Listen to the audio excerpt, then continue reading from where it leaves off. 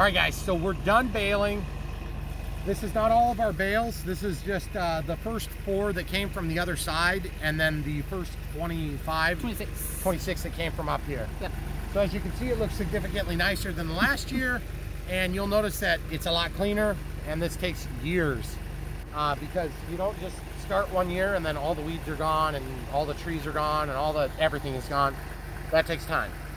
So this is our second year of production, and it looks like a million times nicer. And we did a lot of things a lot smarter, and we did some things just as stupid as before.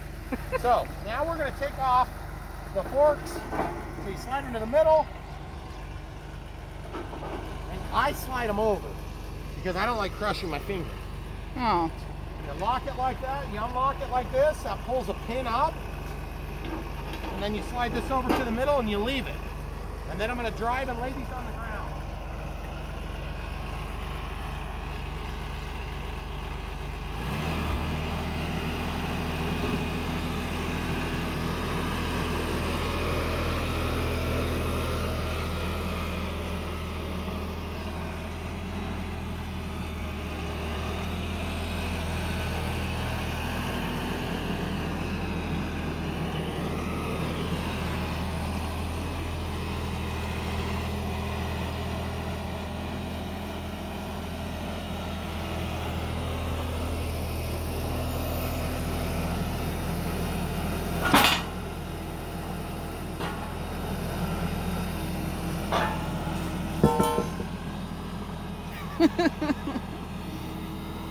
Just like that, I think is what he said.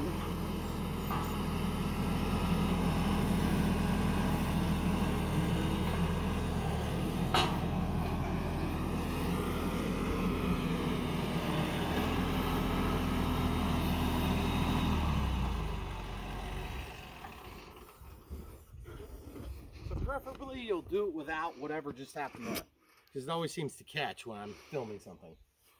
So the idea is you get this cleat that goes under here, you just slide it over to the pocket, you pull one out, you put it over on one side, you pull the second one out and you just leave it in the opening. But sometimes it catches.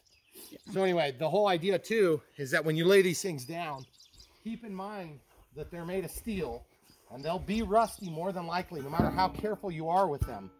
So a lot of guys just pick them off. I have crushed my fingers one too many times, and once is enough. By the way, those 2 lines you see, that's the drip lines that come off of the air conditioning condenser from the top. And they come out and they'll scare you the first couple times you see it on this tractor. So on this thing, this is designed to receive.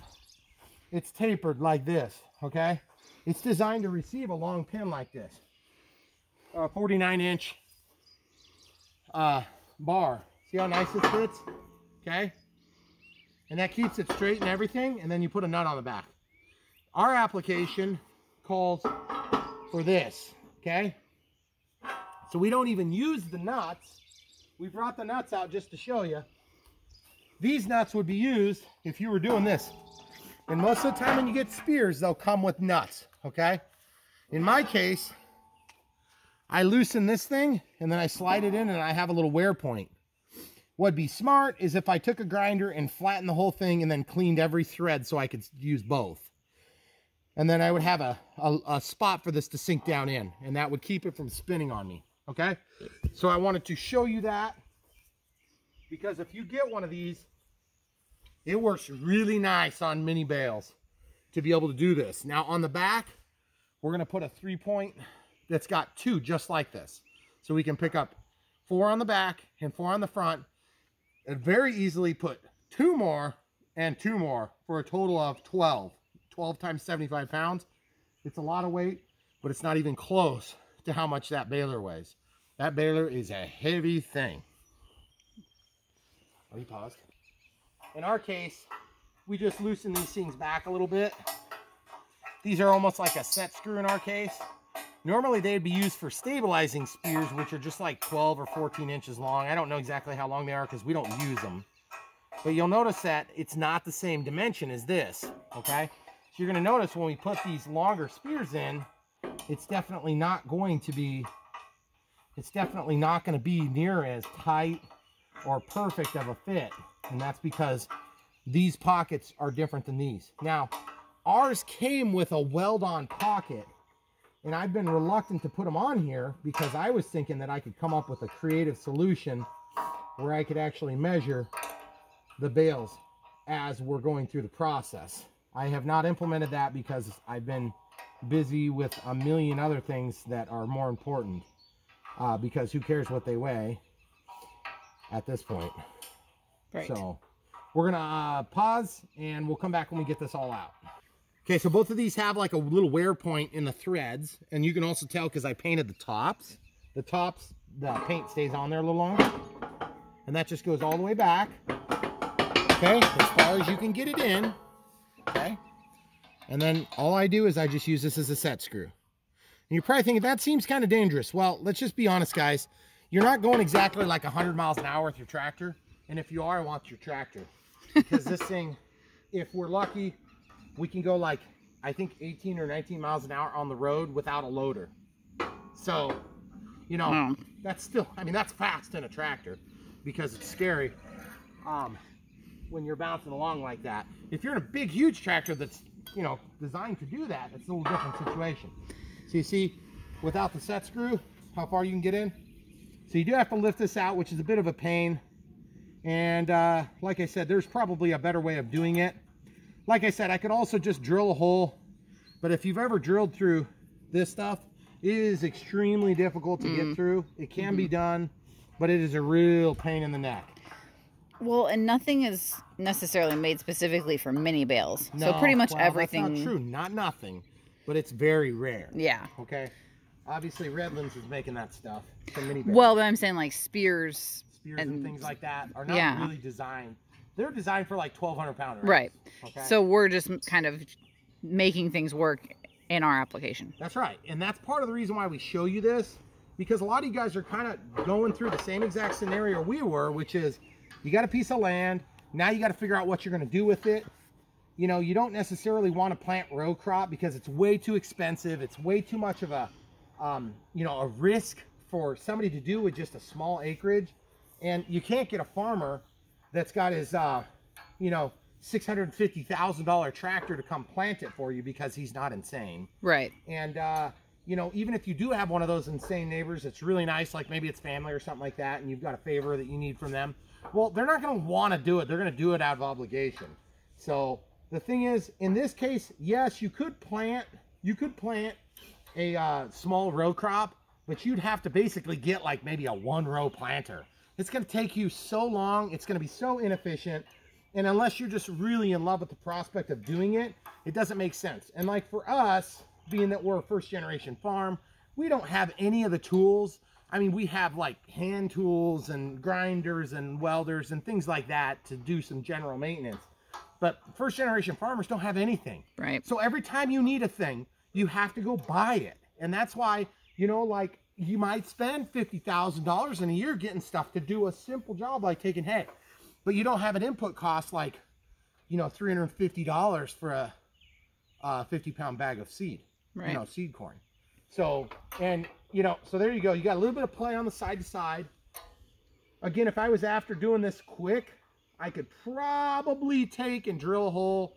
If I was really careful, I could get a hole drilled and then I could put a pin in here, which would make this a lot quicker process. But then you're just going to weaken the whole thing. You're going to have a hole in the middle that is more likely to break off. It's a rough application, but it's only used for, you know, 20, 30, 40 bales in a cutting. So, you know, on like a crazy cutting, we might have like 120, I think is like most we've ever gotten. So, yeah, something like that. So you can see how that works. Very simple. The spread is almost identical to the one on the 3-point. So it's really great because we can go in and pick up 2 bales wide, slide into them. With the loader, I have down pressure, so I can put it in, make a pocket, and then slide in. On the back, I only have upward pressure. So I have to get it to the right spot with a 3-point and give myself some room to go down to open up a pocket as I go in. It's a little bit tricky. But with that being said, we're going to get to work because we're losing daylight. So he's going to drive out. We have our 3-point spears parked over here with our other implements. Our front spears that he just showed you putting on actually just sit in a bucket in our garage with other tall and skinny stuff. So this one he's going to back up and we'll show you putting on the 3-point attachment. Okay, so this tool is over here. It's a little bit challenging to get to, and I'm just realizing I forgot to straighten out. That's our thing that we use to straighten the yard. I was moving around pallets. So this thing is actually quite easy to move. It's easy to store. It just happens to work out good to go between these pallets. So with the 1025R, I had a little easier time getting over here because they're so much smaller. But obviously with this tractor, it's a little bit more of a chore. So I just figure it's easier to walk this thing over. It's not really that bad, but all this does is this just holds onto the 3-point, and I could probably pick it up, but I'm just gonna do this because it's easy. Okay. And once we get over to the 3-point, it's pretty obvious the way this is gonna work. It's actually, like I said, not that heavy, but the 3-point, the top point doesn't lift anything. The bottom points lift, okay? So we gotta get those spun. And then we wanna probably pull our little keeper pin out so we can move them in and out, just like that. And then I have to take these winch pins off. Give me a grab. And you can see there's bushings on here to make everything the right size so there's not a bunch of slop on it. Put these up where you can reach them. Okay. Okay. And I'm just gonna literally pick this up because I can. Just slide it in. Now, like I said, if you weren't strong enough to maybe lift this up, there are other ways to do it. But this is just what I'm doing now because I'm in a hurry, like every other day. So, there you have it. If you could lift all implements, it would be that easy. Unfortunately, you can't. Because like I said, it'd be way easy then. So as you can see, we have the tractor running. I renegotiated, so I was going broadside to the hill, so I won't roll away if I didn't have it in gear or whatever. Okay, so then the top link, same thing. Undo this. Then all I have to do is pivot this up. Camera crew, if you could put a hand out and just hold that. Down, down, stop. Okay. Perfect. Then we'll do this. And then it's just as simple as you got to get this so that wherever you're actually going to spear into the bale, it's level, okay? And then you see how it swings like this? We don't want those sway. We don't want that sway, or it's going to cause problems, okay? So I feel like that's pretty good. Okay.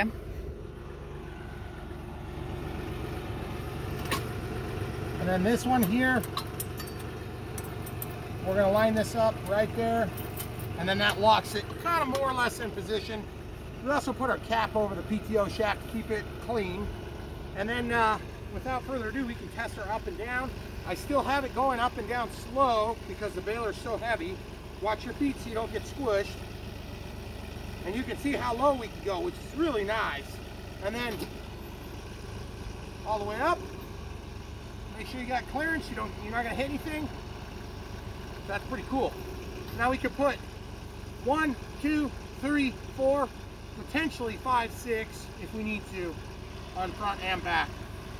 It's just a lot easier to unload from the front, and it's a lot easier with 4 on the front and the back.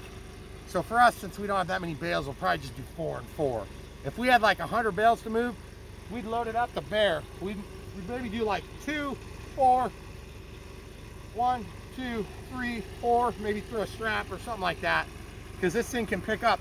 We have one pallet that has like 28 bales on it or something. Yeah. And we pick that thing up. It's reluctant, but it does. If we do 4 square like we're talking about, you shouldn't have to get out. If we stack them, then someone that's not me has to stack them. So anyway, these spears work really nice. Yep. I think we got these from Neat, so they sell something similar at Titan. And this is kind of the same thing, you see? We got those. The nuts go through there. So these are designed for this style, okay? So they don't have it like hardly any play on them. But you'll notice there's still play from the 3-point. And then look how nice and solid that is. It's just, I'm literally moving the tractor here. Right. That's nice. Okay, so next up we'll show you it working with the lights. Hopefully you get a good footage of it. Okay, so we are at our first set of bales. So this is what I was doing, was putting them kind of in a set of 4.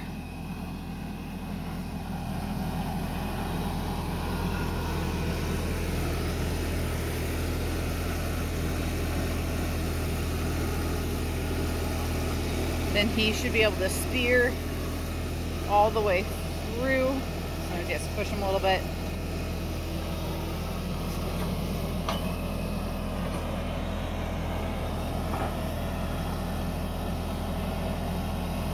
It's always tricky because they want to roll.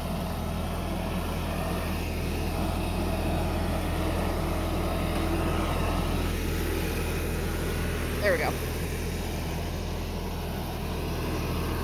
So now he's going to go up to this next pile and then put those in a very good spot.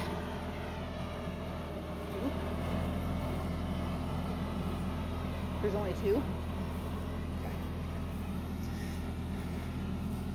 So he's going to back up to these with the 3-point. I put these on too much of a hill. I should have brought them down a little bit further, but this is the first time we've done it where I was moving them while he was baling. So it'll be a little bit of a learning curve here. The 3-point is trickier because he doesn't have the down pressure like he has on the loader. Though that worked fairly well.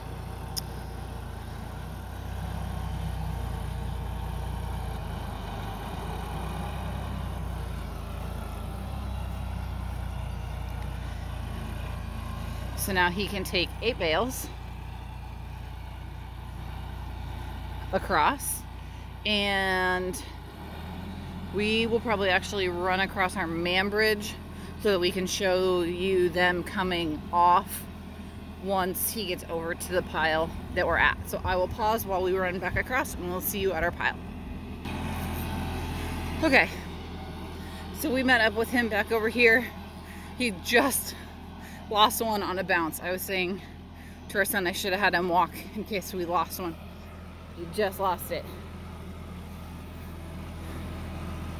So with the loader now, you should be able to go in and just set these 4 straight down on top of our pile.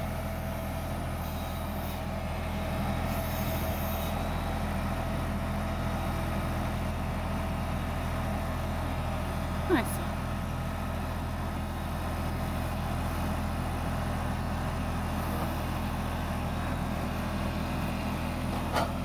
And he's gonna back around .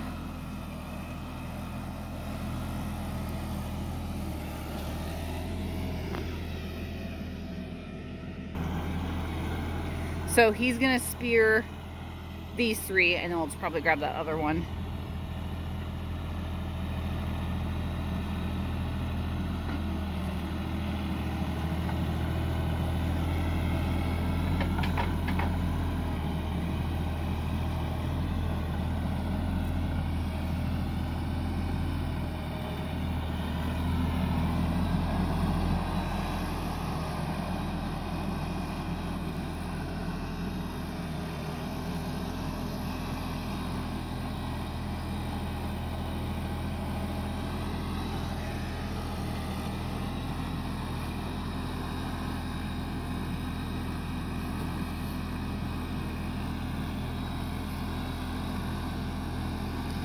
Even them out.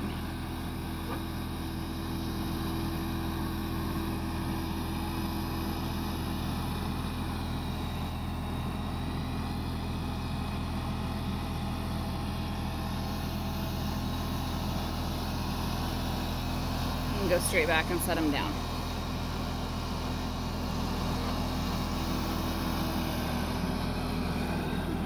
And that is it. He will probably go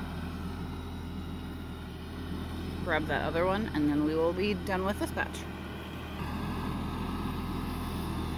Okay, so he got our last runaway bale of that bunch of 4.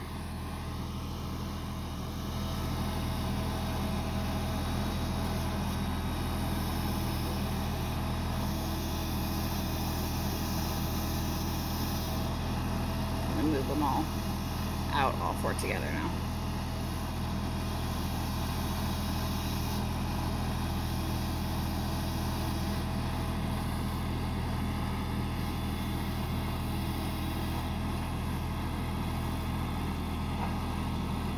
that, is it? So there you have it, guys. It seems pretty ridiculous to go through that much effort to make that little bit of progress with those bales, but when they're 75 pounds each or 80 pounds each, it is invaluable to have those spears, because especially after 3 or 4 days of a lot of hard work getting hay out of the field and getting it ready to put up like this, it's like a night and day difference. Yeah, it's a pain when one pops off like what happened there, but it's not that big a deal for me to go and get it. So anyway, we got a little bit more to do. Now you know the full picture. Obviously the Kioti's been great. The DK6010SE hydrostatic has been wonderful. Does it make taking easy hay, or does it make taking hay easy? In a lot of ways it does. In other ways it's still difficult. But it's a huge improvement over the 1025R. Huge, yeah. So, all right, guys, the bugs are getting in. Thanks for watching. Come back for more. We know you love the farm stuff. By the way, if you're wanting to help support us, don't forget to give us a like. Click the bell for notifications if you already haven't and you're subscribed, but you just kind of come once in a while. And then also buy from the links below. That's the biggest thing you can do to help support us financially. Titan attachments, we got links for the stuff we've shown here, with the exception of, I believe, the 3-point spears on the back. I think we got from another vendor. But we'll have stuff there. If you just follow the link, look what they got to offer, and you'll be helping to support us. You're going to buy it anyway. You might as well buy it from those links, and you'll help support us a little bit. Support our family, and obviously help us to become better farmers. All right, come back for more.